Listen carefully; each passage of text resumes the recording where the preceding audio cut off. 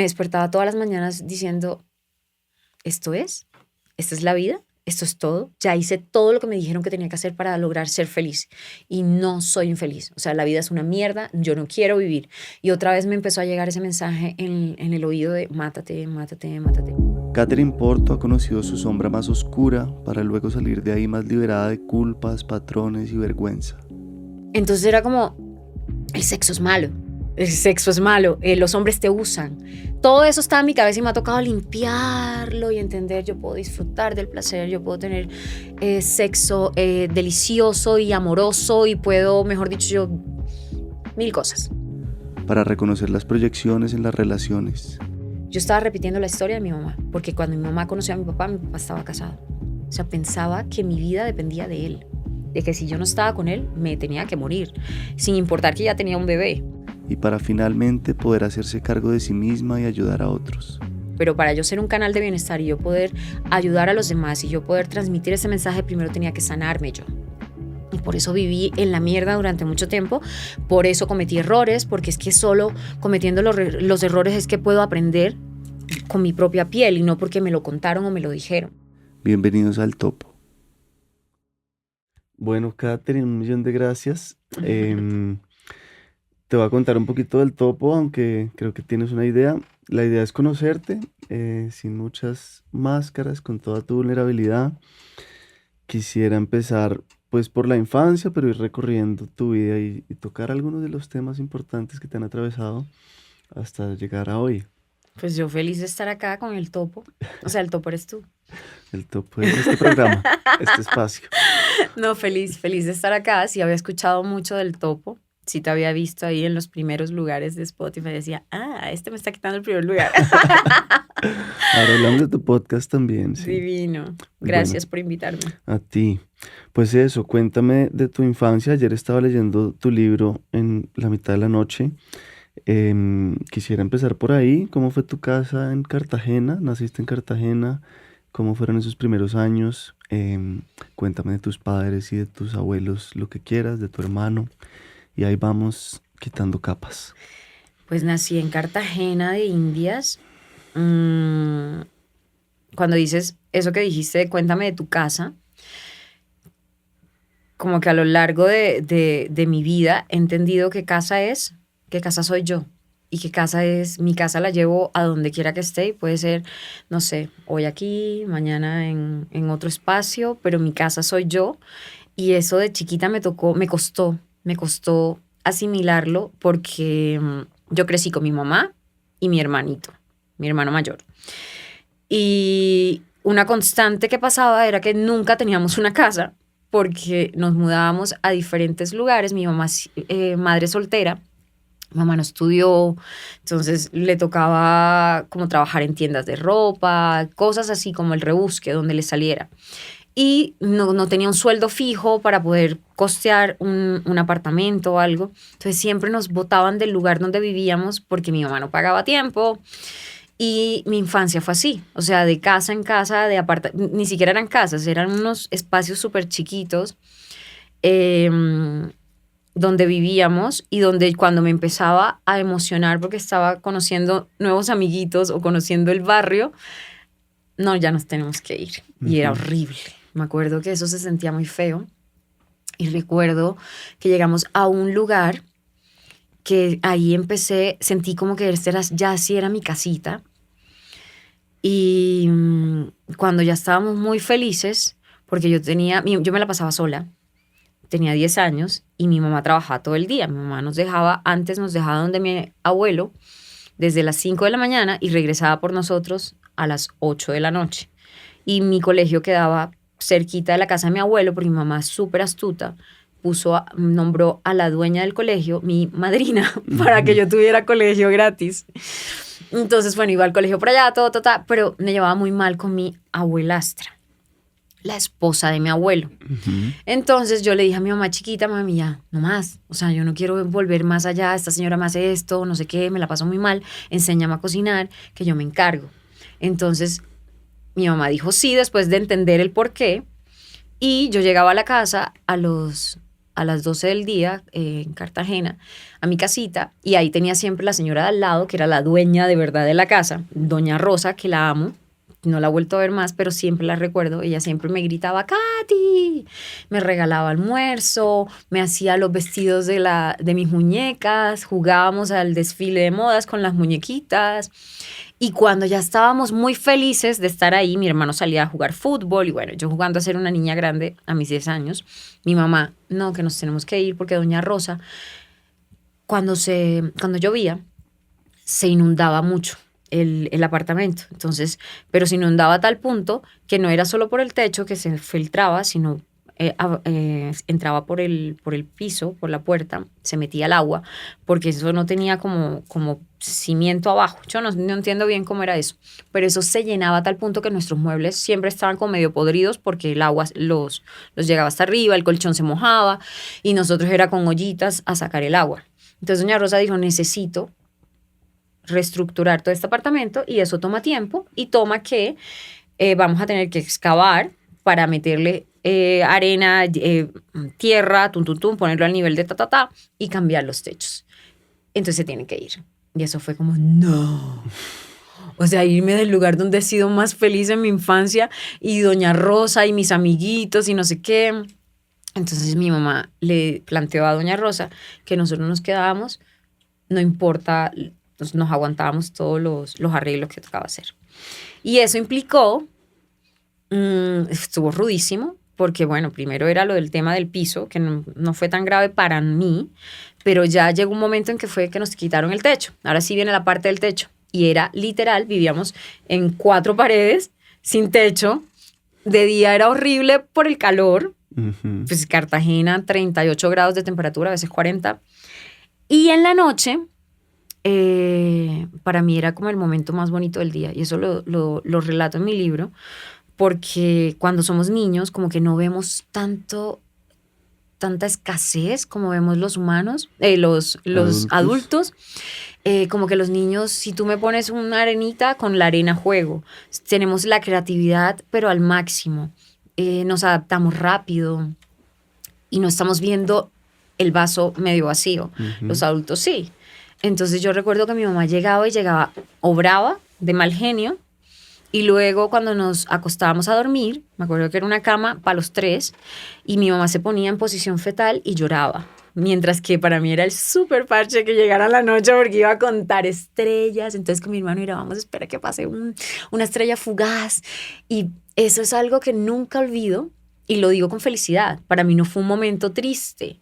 Para mi mamá es de los momentos más tristes. O sea, dormimos sin techo. Para mí era wow. Y creo que ahí se me despertó esa niña súper soñadora, que siempre decía, ay, yo sueño con tal cosa. Y los sueños se me han ido haciendo realidad o los he ido haciendo realidad de la mano con el universo, no sé. Divino. ¿Qué querías hacer cuando niña? ¿Qué soñabas en esa época? En esa época siempre quería ser cantante. Uh-huh. Cantante, entonces tenía guitarra. Desde mi mamá con su niño Dios me puso la guitarra, pero me acuerdo que abrimos los ojos en el momento donde mi mamá estaba así poniendo la guitarra debajo de la cama, pues no teníamos arbolito en Navidad. Nuestro arbolito era un peluche de felpa. Me acuerdo, era un perro blanco, un peluche de felpa y le metíamos las lucecitas alrededor porque no teníamos arbolito. Y entonces mi mamá lo que hacía era que nos ponía los juguetes debajo de la cama. Y en ese momento, justo cuando yo abro el ojo, mi mamá está metiendo la guitarra. Uh-huh. 10 años, mira, todo fue ahí. Y fue ahí en ese lugar. Es que en ese lugar tuve mis momentos más bonitos. Porque de los otros ni me acuerdo. Qué impresionante. ¿De los otros lugares donde no viviste? Me acuerdo. Uh-huh. O sea, me acuerdo del que siguió después, que fue horrible. Entonces, y la encontré poniéndome la guitarra y descubrí que el niño Dios no existía. Uh-huh. Y a partir de ahí empecé a ir a clases de guitarra en la Escuela de Bellas Artes. Me acuerdo que para mí era increíble montarme mi guitarra así, yo me sentía una súper música. Uh-huh. Y subirme en el bus los sábados a mis clases, hasta que mi maestra de guitarra, me acuerdo que me estaba enseñando un acorde y yo estaba sentada así como estoy ahora. Ella estaba de pie con mi guitarra y de pronto me suelta la guitarra y ella juró que ya yo la estaba recibiendo. Y la suelta y los trastes de la guitarra, que esos donde están eso es como metal, uh-huh, me cayó en el ojo. Y hasta ahí me llegó el tema de la guitarra, porque permanecí como 2 meses con el ojo negro, muy negro. O sea, era impresionante. Y yo no me gustaba salir a la calle, no volvía a las clases. Pero empecé a escribir. Entonces escribía canciones desde chiquita, siempre soñaba cantar. Luego también diseñadora de modas, entonces me la pasaba con un cuadernito pintando dibujos. Y, y me acuerdo que yo siempre que me vestía era así. Me vestía con mis diseños y mi mamá me compraba las telas. Me presentaba en los festivales de canción del colegio, entonces yo diseñaba las ropas así súper megastar, una ropa súper loca, y mi mamá me patrocinaba todo, entonces me hacía los outfits para las presentaciones del colegio. Soñaba después con ser doctora médica, porque mi papá es médico, mis tíos son médicos y mis hermanos por parte de papá son médicos. Entonces yo decía, bueno, pues yo también. Y así fui cambiando. Y cuéntame de tu papá, sí, qué rol tuvo, cuándo estuvo, cuándo no. Mi papá, durante los primeros años de mi vida, como que no tenía muchos recuerdos de mi papá, porque mi papá no llegaba a visitarnos mucho. Mi papá, recuerdo que mi papá estaba viviendo en Barranquilla, se fue a vivir a Barranquilla luego que se separó de mi mamá, pero entonces como que la información que yo tenía de mi papá era todo lo que mi mamá me decía de mi papá, que no era muy chévere, pues mi mamá vivía resentida de mi papá. Entonces ese resentimiento me lo pasó a mí y recuerdo que crecí con mucho resentimiento hacia mi papá. Entonces yo siempre me preguntaba, él tenía un primer matrimonio, se casó a los 18 años, de ese matrimonio tuvo 3 hijas más un hijo, 4, y después mi mamá tuvo a mi hermano y a mí. Entonces como que siempre me enteraba por mi mamá que venía a Cartagena y visitaba a mis hermanos, pero a nosotros no. Y eso me hizo mucho daño, porque yo recuerdo de chiquita como que siempre preguntarme, ¿y por qué a mí no? Y crecí creyendo que yo no era suficiente. Eso fue como, siempre me preguntaba, ¿pero por qué a mí no? Y siempre me acuerdo que tenía a mi hermana mayor, que era como, siempre mi mamá me decía, es que esa es la preferida, es que esa no sé qué. Me daba una cosa horrible. Yo decía, ¿pero qué tiene ella que yo no tenga? Y me acuerdo, una imagen que tengo grabada es una vez que mi mamá me dijo, tu papá viene hoy y les va a traer los regalos de Navidad y no sé qué. Y yo recuerdo que me la pasé toda la tarde afuera del apartamento donde estaba mirando la carretera que quedaba ahí cerca, eso era cerca del estadio de fútbol de Cartagena. Y yo miraba y miraba y miraba y se hizo de noche y mi papá nunca llegó. Y eso es algo que ahorita lo cuento y no lloro. Entonces digo, creo que ya lo sané, porque ya no lloro. Yo antes me pensaba en eso y ¡boom! Y se me mezclaba con rabia y resentimiento. Entonces ahora entiendo, porque me costó, eso me ha costado como muchas conversaciones con mi papá, muchas conversaciones con mi mamá, averiguar, preguntar. Y en mi libro hablo de eso, como que no te dé miedo ir bien al fondo, hacer esas preguntas que a veces no nos hacemos y no sabemos qué pasa, simplemente como que aceptamos lo que nos digan y aceptamos lo que sucedió, pero nos hacemos nuestra propia película sin saber qué cargaba el otro. Y en ese proceso entendí que mi papá simplemente estaba viviendo su vida. O sea, lo casaron a los 18 años. Tiene este montón de hijos. Se la pasaba trabajando, viendo cómo iba a solucionar el tema de alimentar a los hijos, pero aparte, él siempre tenía claro que quería seguir su carrera. Entonces se pagaba su carrera porque lo sacaron de la casa después de haber dejado embarazada a la novia. Luego conoce a mi mamá y como que irresistible y ¡pum! 2 hijos más. Y como que no se llevaba muy bien con mi mamá, entonces para él ir a visitarnos era súper harto porque tenía que ver a mi mamá. Y ahí entendí que el problema era de ellos. El problema de mi papá no era conmigo. Pero en el camino cometemos ese tipo de errores cuando somos adultos, que se nos olvida que si tenemos unos niños a cargo, hay que cuidar de la salud mental de esos hijos y del amor propio de esos hijos. Entonces, bueno, eso lo sané con mi papá después de muchas conversaciones ya mucho más grande. Cuando decidí que tenía que dejar de resentir eso, dejar de tener resentimientos, odio, que eso no me dejaba avanzar, entonces busqué a mi papá y a partir de eso creamos como que, no ha sido fácil, pero tenemos una relación muy bonita y donde a veces aparece como esa herida de abandono y eso lo veo reflejado en las relaciones. Durante mucho tiempo eso me marcó en las relaciones, entonces siempre inconscientemente me metía en relaciones donde estaba esperando que me abandonaran para ratificar que eso era. Los hombres te abandonan. Esa era una de las cosas que me decía mi mamá y que se me quedaron guardados. Y eso es lo que nos sucede a muchos de nosotros, que nos guardamos todos esos mandatos que nos dicen los padres y creemos que eso es palabra de Dios. O sea, hasta que nos lo hacemos consciente y decimos, no, espera. Entonces, bueno, eso ha sido. Bien, tú te casaste a los 17 años también. Me escapé de mi casa a los 17, me casé a los 18. Ok. Y quiero que ahí entremos como en esa, digamos, en toda la espuma de la fama y hasta donde llegaste y a la vez en esa noche oscura del alma o esa, pues, crisis y ese despertar del que hablas a los 27 años, que en mi caso yo también siento que a los 27 fue mi clic. Wow, yo creo que esa es una gran edad para despertar, porque ya he escuchado varias personas que me dicen que a sus 27 tuvieron como ese pum de, ¿qué hago aquí? ¿Esto es suficiente? ¿Esto es todo? ¿Yo para qué quiero vivir? ¿Yo para qué quiero estar? ¿Cierto? Esas preguntas que uno dice, pero ¿por qué me estoy preguntando esto? Estoy loco. Hasta que estalla, sí. Cuéntame de eso, cuéntame un poquito cómo se combinó como la fama con esa crisis y cómo fue ese despertar y cómo ha sido el trabajo espiritual, el trabajo interior. Pues como siempre fui muy mamá desde chiquita, siempre fui la mamá de mi mamá, la mamá de mi hermano. Luego yo sabía que tenía que salir de la casa de mi mamá. Era como si ya tuviera una cantidad de información que inconscientemente yo decía, yo no puedo seguir acá. Porque no me gustaba donde yo vivía. No me gustaba estar con mi hermano. Y suena para muchos va a sonar como, ay, ¿cómo así? Bueno, piensen lo que quieran.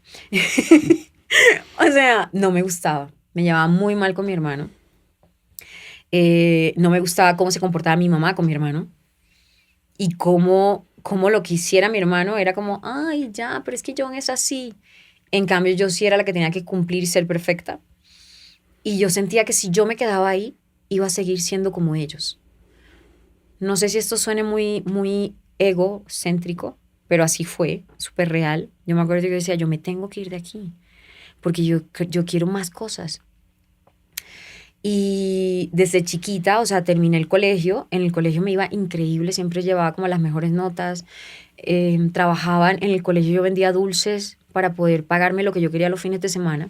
Entonces yo vendía dulces, guardaba mi plática en una cajita rosada debajo de la cama y peinaba a mis compañeras del colegio en el recreo.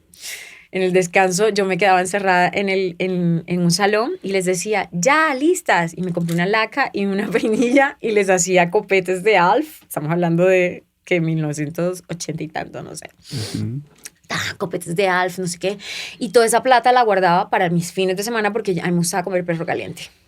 Entonces, pero perro caliente en el sitio de moda de los perros calientes, que era en Cartagena, en Boca Grande, en un lugar específico. Me acuerdo donde iba todo el mundo. Y cuando yo iba a sacar mi plata, no estaba.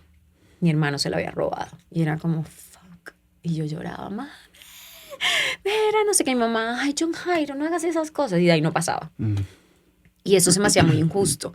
Era como que demasiado el hombre puede hacer lo que quiera. Y lo veía reflejado también en la casa de mi abuelo, donde eran 8 hombres, 3 tías, donde mis tías eran las que tenían que hacer todos los oficios y los hombres eran los que simplemente se les servía el plato, comían en la mesa. Y yo vi todo eso desde chiquita y yo decía, yo me tengo que ir de acá, esto no es lo que yo quiero. Y como mucha violencia, y yo no quiero esto. Y terminé el colegio a los 16 años, dije, tengo que trabajar, así, de una, tengo que tener mi plata.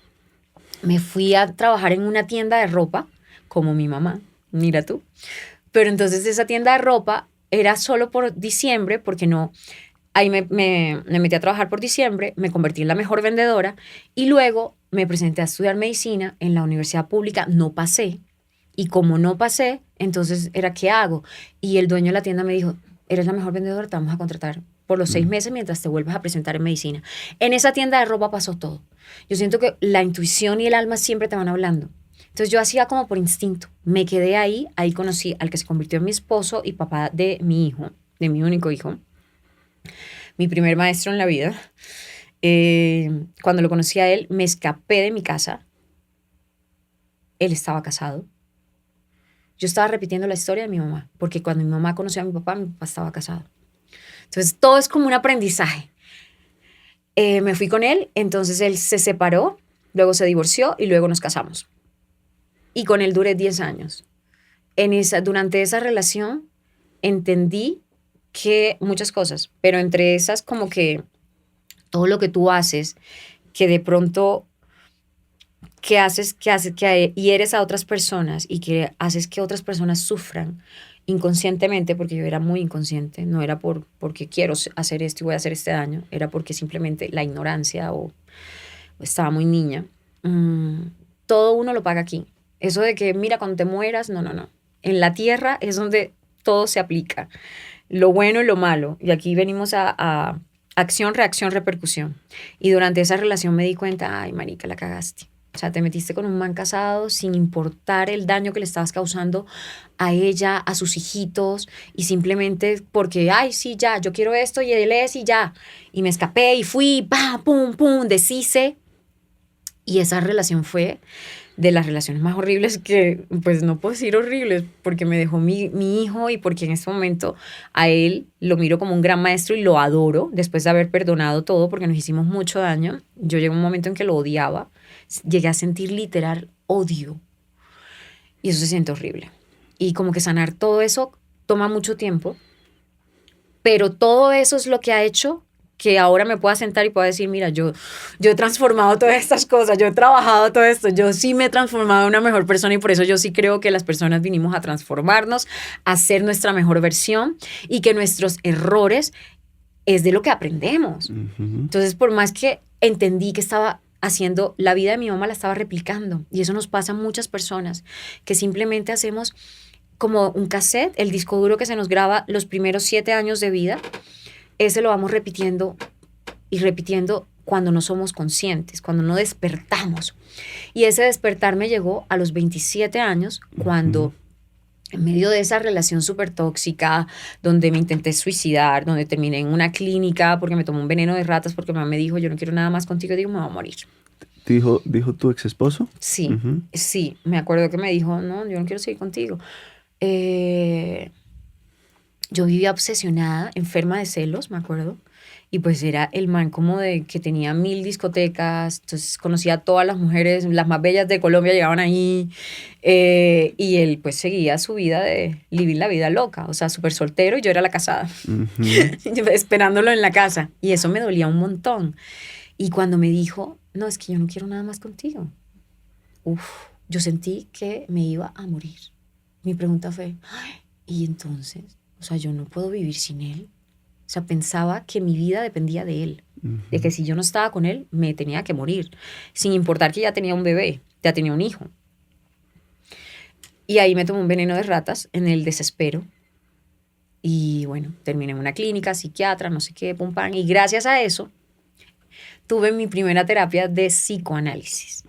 ¿A los 27? No, ¿Antes? no, eso fue a los 18 años. Pero llevabas un año con él. No, me devolví. Es que fue que me devolví. O sea, me fui a los 27 y me devolví otra vez a esa etapa. Con él duré 10 años. Ese intento fue a los 20. Ese fue como a los 18, 20 años, Okay. ese intento. Y luego, cuando empiezo es que me devolví en el tiempo. Mi primera terapia fue wow, porque entendí que lo que yo estaba haciendo era repetir la historia de mi mamá. ¿Y por qué lo había elegido a él? Porque era la representación de lo que mi mamá me había dicho que era mi papá. Y en mi cabeza, inconscientemente, yo estaba buscando a mi padre. Por eso me metí con él. Que lo amo, lo adoro y me dio lo más preciado que tengo en este momento. Pero cuando yo entendí eso, dije, ay, me tengo que separar. Ahí entendí que tenía la opción o de quedarme o de irme y que mi decisión era la que iba a marcar el siguiente camino. Me tomó tiempo salir. Lo logré 2 años después, me divorcié y dije, me voy a Bogotá por mis sueños. Que mi sueño era 2 años después de... 2 años después de saber que me tenía que divorciar. Okay. Y eso me volvió a pasar ahora. Sabía que me tenía que divorciar y duré 2 años para poder irme. No es tan fácil para mí como liberarme. como no es tan fácil, me Pero lo cuesta. que decías también de que las mujeres hacen el duelo dentro de la relación. Yo duré 2 años haciendo el duelo, 2 años donde hice una estrategia. Yo hice una estrategia, dije, ¿qué tengo que hacer? Ahorita no me puedo ir, pues me tengo primero que desenamorar. Y literal empecé el plan de me voy a desenamorar. Y empecé a ver todas las cosas que antes no veía porque estaba ciega. Y yo, ok, esto no me gusta, esto no me gusta, esto no me gusta, esto no me gusta. Entonces, ¿por qué estoy acá? ¿No? Y empecé a entender todo eso. Y luego me vine a Bogotá. Y en Bogotá, pues llego y fue como si mi alma me estuviera dictando lo que tenía que hacer, literal. O sea, yo llegué un domingo, ese domingo me fui a alquilar una película, me encuentro con el director de Radioactiva, que fue mi primer trabajo. Cuando yo estaba estudiando, cuando yo estaba trabajando en la tienda de ropa, conocí al director de Radioactiva. Por eso digo que en esa tienda pasó todo. Ahí conocí al papá de mi hijo y ahí conocí al director de Radioactiva, Alberto Marchena, que me dijo, no estudies medicina, estudia comunicación social y periodismo. Averigüé la carrera, me pagué el primer semestre con la plata que me dieron ahí de indemnización y de bonos que me había ganado por ser buena vendedora y empecé mi carrera de comunicación social, pero al tiempo, a mis 17 años, firmé mi primer contrato con Caracol Radio siendo la DJ de Radioactiva en Cartagena. Y ahí empezó mi carrera, me llegaron programas de televisión en Telecaribe, presenté las noticias 2 años y no sé qué. Y llego a Bogotá y el primero que me encuentro en ese lugar es a Marchena y me dice, es que se acaba de ir mi DJ, que era María José Martínez, una actriz, porque le salió una novela y tengo vacante, ¿quieres ir mañana y haces la prueba en vivo? Fui, hice la prueba en vivo y al otro día yo estaba firmando contrato Radioactiva Nacional. O sea, todo era como... ¿Ahí separada, recién separado? Todavía No, ahí Ujú. todavía, yo le había dicho, me voy, Ujú. me separo, y él me dijo, nos divorciamos. Y yo le dije, ok, y cuando le dije, ok, me dijo, no, no, espera, yo voy, ve tú, setea todo, que yo llego a vivir contigo allá y con nuestro hijo. Pero no, cuando llegamos a Bogotá fue clarísimo que ya yo no quería estar ahí. Entonces no fue tan fácil el tema del divorcio, de la separación. Entonces, bueno, nada, vino todo ese rollo, me propusieron un programa en República Dominicana, presentando.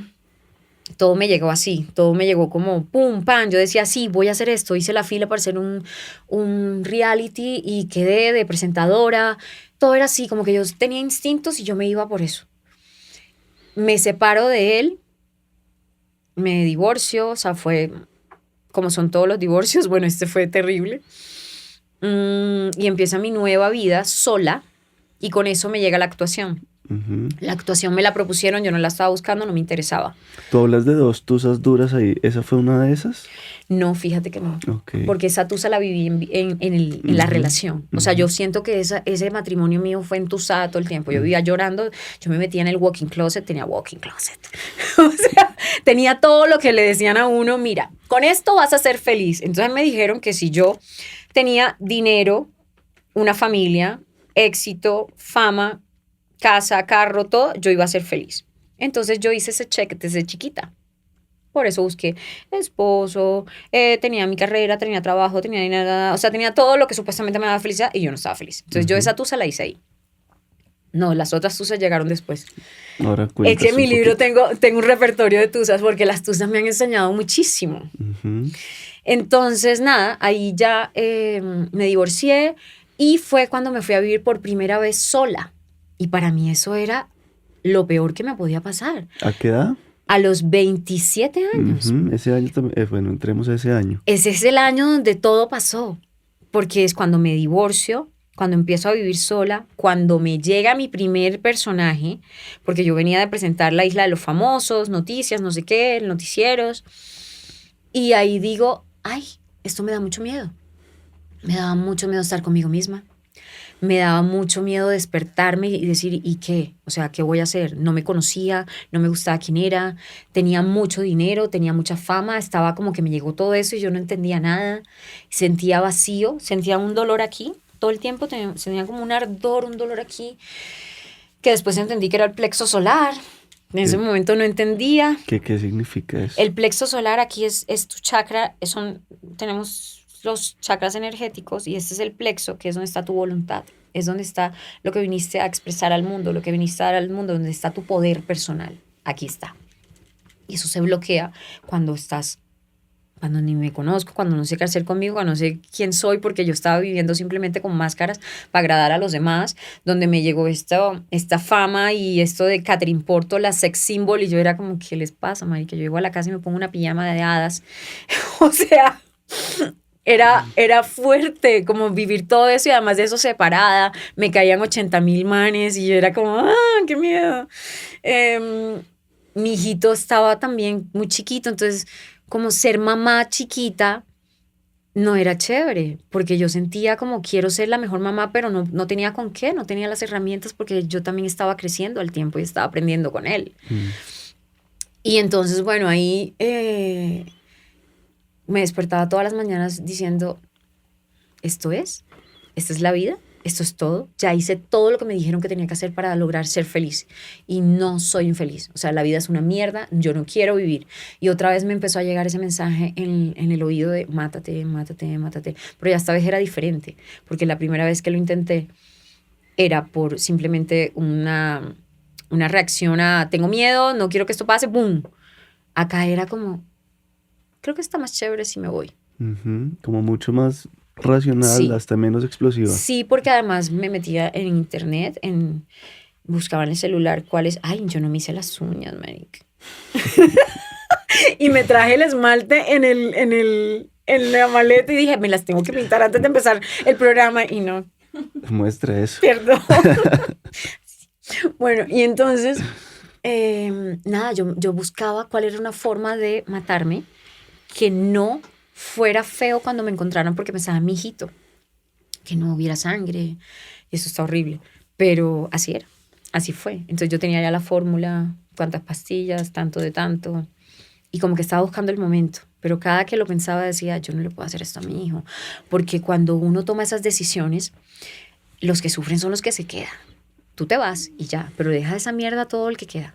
Y eso era lo que le quería dejar a mi hijo, que lo amaba tanto, se me hacía injusto. Entonces eso me frenaba cada que lo pensaba. Entonces en esa crisis entré en el hoyo de llorar, de depresión, de ansiedad, tapaba la depresión porque sí seguía, como eso fue como en creciendo. Entonces como al principio yo la manejaba, salía y la gente no se daba cuenta, ¿no? Entonces me la pasaba de fiesta o si no me metía en un centro comercial a gastar plata, a comprarme cosas para tapar ese vacío. O si no, también tuve bulimia, etapas de bulimia, entonces comía mucho, mucho, mucho, mucho, mucho y luego vomitaba. O sea, pasé por todas. Hasta que... Esta mañana, esto que describes acá, ¿cómo fue? El día que desperté lo recuerdo perfectamente. Había caído en una crisis de depresión que ya llevaba muchos meses, que se desató después de una ruptura amorosa y la ausencia de mi hijo que se había ido a vivir con su papá. Recuerdo que llevaba muchos días encerrada en mi apartamento sin ver la luz del sol, sin bañarme, sin ganas de nada y con una voz en el oído que me decía, mátate, ¿para qué vives? Y todos los días me preguntaba si vivir era así, ¿para qué quería seguir viviendo? No le encontraba sentido. No le encontraba sentido. No quería seguir viviendo. Hasta que me acuerdo esa noche, había llorado mucho, mucho, mucho, mucho, mucho, mucho. Me quedé dormida. Me desperté y fui al baño. Y cuando me miré al espejo tenía una plumita aquí, como si fuera una lágrima. Y eso fue para mí como un mensaje demasiado importante y era, estamos contigo. Por eso llamo mis angelitos. Yo creo en esa energía angelical que me sostiene y me sostiene impresionante. Yo no creía en nada. Esa era una de las cosas. Yo no creía en nada. Y yo vi eso y fue como, ay, no estoy sola. Tranquila, todo va a estar bien. Y me acuerdo que en ese momento estaba súper endeudada, me había gastado, malgasté toda la plata que tenía, tarjetas a tope, debía arriendo, no tenía sino un atún en la nevera, no le decía a nadie, yo me callaba todo. Y me escribió alguien por Facebook, el profesor de batería de mi hijo, diciéndome que estaba grabando grabando el disco de Adriana Lucía, y que Adriana me invitaba al estudio a que fuera a escucharlo porque yo me la había encontrado a ella en un evento y nos hicimos como súper No éramos amigas, pero en el evento fue como una energía súper linda y ya. Y yo le dije, sí, yo mañana voy. Mentira que no iba a ir. Entonces al día siguiente ella insistió. Yo decía, pero esta vieja, ¿qué le pasa? O sea, ¿por qué insiste si no somos amigas? Hasta que fue tanto que insistió que le dije, mira, yo no voy a ir. Yo estoy así y así y así. Llevo tantos días sin bañarme, no quiero salir, yo me quiero morir, mi hijo no está, siento que la vida como que se me cayó todo, como que el piso se me movió todo, porque yo en ese momento yo estaba saliendo con alguien, me acuerdo, y ese se fue con otra persona. Bueno, todo era todo mal. Los trabajos eran como que eres tú, no, ya no eres tú. Iba a firmar el contrato, no, ya no. La vida me estaba diciendo, que te vamos a quitar todo lo que te sostiene para dejarte en cero y ahí verás qué vas a hacer. Y ella llegó a mi casa, me dijo, voy para allá. Soltó su grabación de su disco, fue a mi casa. Me puse a orar con ella, que nunca en mi vida había orado. Me sentía rarísima. Pero a partir de ahí encontré un camino y a partir de ahí empezó mi búsqueda. O sea, tuve claro como que yo no soy cristiana. O sea, empecé a ir a la iglesia cristiana, me encantaba cuando cantaban y yo cantaba y yo, pero cuando ya venía todo lo otro, yo decía, no, yo no soy de aquí. Luego empecé a explorar budismo, luego Kabbalah. En Kabbalah me quedé como 8 años porque me daban cosas muy prácticas como las leyes espirituales del universo, de las relaciones. Y yo empecé a aplicar. Entonces yo empecé a aplicar un montón de cosas que yo veía los resultados y era el tema de perdón, de remiendos, que lo comparto en el libro, todo el proceso que hice. Yo lo comparto en el libro porque creo que le puede servir a muchas personas que quieran hacer cambio en su vida. Y ha sido un proceso largo de conocerme, de conocer las cosas que no me gustan de mí, de ir bien a fondo, de cambiar lo que no me gusta, de crear nuevos hábitos, de entender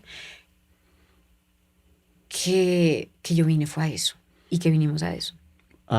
Transformarnos, a irnos mejor de como vinimos, a ser la mejor versión de nosotros, a limpiar lo que no nos gusta, a sanar. Y sanar, cuando hablo de sanar, no es solamente lo tuyo, estamos sanando generaciones. Yo me he encontrado en el camino y eso me pasó hace muy poco. Terminé sanando, empecé a constelar, un viaje que hice, empecé en unas constelaciones familiares que eran, se supone que estaba sanando mi sexualidad. Todas las cosas que me dijeron cuando chiquita, de que el sexo es malo, de que de que los hombres te usan, que te abandonan, todo eso lo hablo también en mi libro.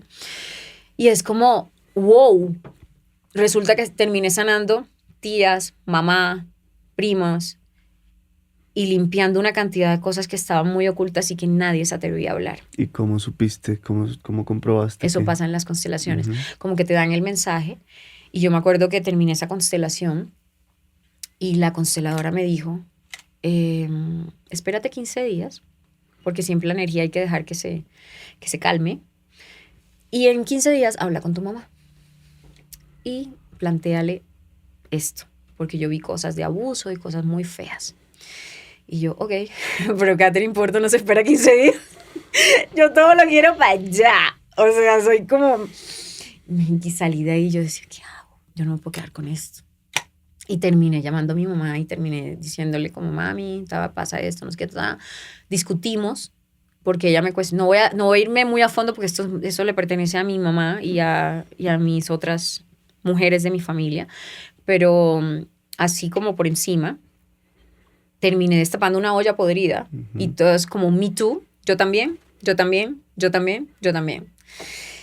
Y era la misión que yo tenía que hacer. O sea, yo cargaba con eso que en mis relaciones yo no tenía como derecho a disfrutar la sexualidad y yo no entendía por qué.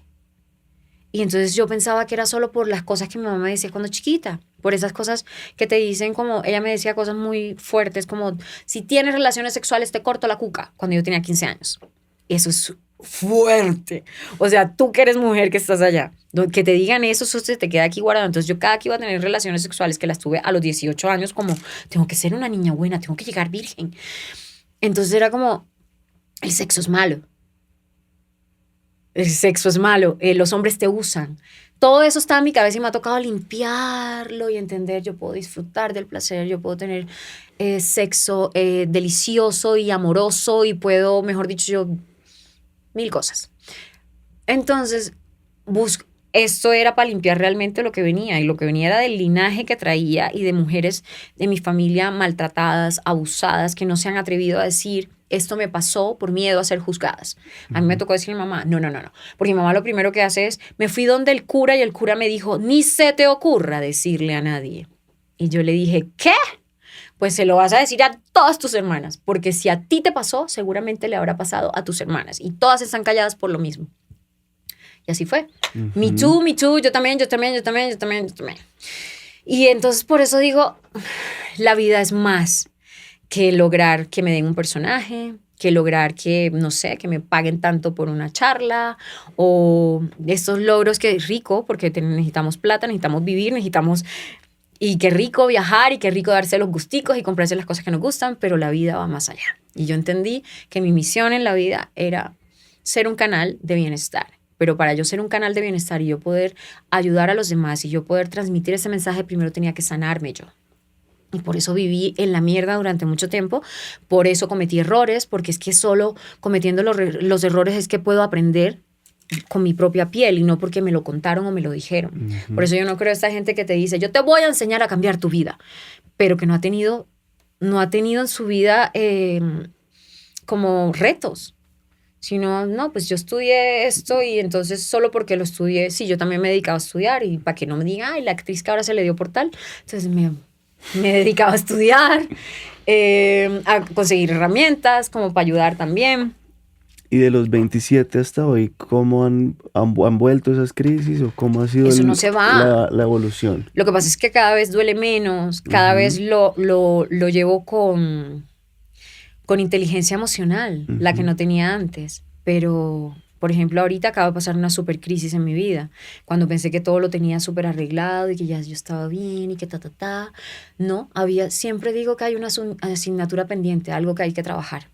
Y yo no estaba viendo eso, ya yo dije, ay, ya he trabajado mucho, ya he hecho mucho cambio en mi vida, ya he transformado muchas cosas, estoy en un momento de plenitud, de tranquilidad y de paz y después, ¡boom!, escribiendo el libro en mi cara. Hay algo que tienes que todavía trabajar. Y me tocó otra vez vestirme de valiente, asumir, tomar decisiones difíciles que traen cambios y los cambios asustan y dan miedo. Entonces llevo un montón de meses con miedo, un montón de meses que me la pasé llorando todos los días, lloraba en la mañana y lloraba en la tarde, pero no estaba deprimida. Es que hay que saber diferenciar cuando es depresión o cuando es algo que simplemente te desata un miedo que lo sacas por alguna forma. Entonces yo lloraba mucho porque estaba llena de miedo y de culpa, porque otra vez estaba poniendo a una persona antes que a mí. Entonces yo decía, si hablo tanto del amor propio, ¿cómo es que entonces estoy poniendo a esta persona antes que a mí? No quiero que esa persona sufra, pero entonces sufro yo. Y todo eso me tocó cuestionármelo y tomar decisiones así súper radicales.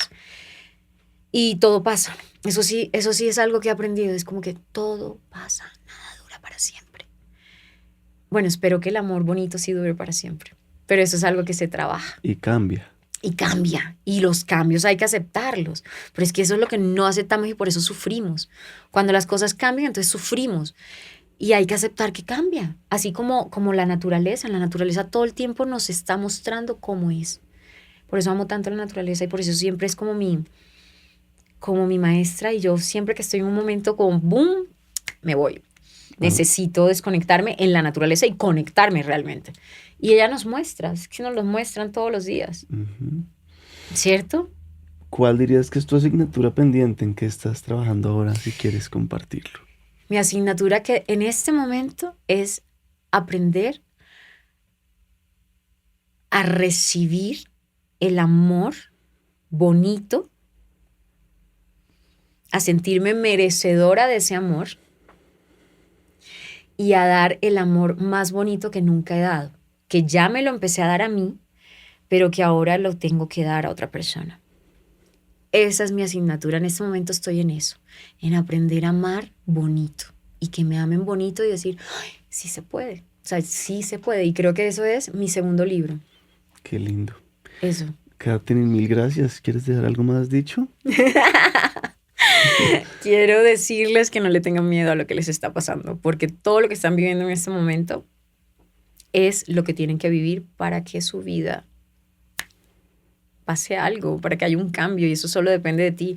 Te puedes quedar toda la vida viviendo lo mismo y culpándote y llorando y culpando a los demás de la vida que te tocó. No es la vida que nos tocó. Nosotros escogemos qué hacemos con lo que nos supuestamente tocó, que hay que limpiar, que hay que sanar, a que hay que decirle no, a quien hay que decirle bye, no te acepto más en mi vida, llámese papá, mamá, lo que sea, y ir profundo eso duele y no es fácil, pero es que cuando uno va bien profundo, realmente es cuando puede quitar esas capas y empezar a limpiar y a sanar y a salir con ponerte las alitas otra vez, y no les dé miedo de caerse, porque uno se puede levantar 1,000 veces. Eso. Qué lindo. 1,000,000 de gracias. A ti, gracias. Si algún episodio del Topo les ha resonado, ayudado, servido a ustedes o a alguien cercano, consideren unirse a nuestra comunidad. No solo estarán retribuyendo nuestro trabajo, sino que harán parte de nuestra comunidad de manera más directa y recibirán algunos beneficios más. Pueden unirse con el aporte que quieran y puedan en el link que está en la descripción. Algunos de los oyentes más fieles que ya están ahí son María Inés Ardila, Karen González, Juan de León, Diana Sofía Martínez, Eliana Vanegas, Francisco Rudas y Diego Menéndez. El Topo es una producción de la no ficción. La grabación y edición de este episodio fue de Shaquén Moreno. La mezcla y el diseño de sonido de Pablo Restrepo. La ilustración de la portada es de Isabela Soto Vallejo y las redes sociales están a cargo de Shaquén Moreno y Gabriela Rivera. Divi Guzmán es la coordinadora financiera. Mi nombre es Miguel Reyes. Muchas gracias por llegar hasta acá.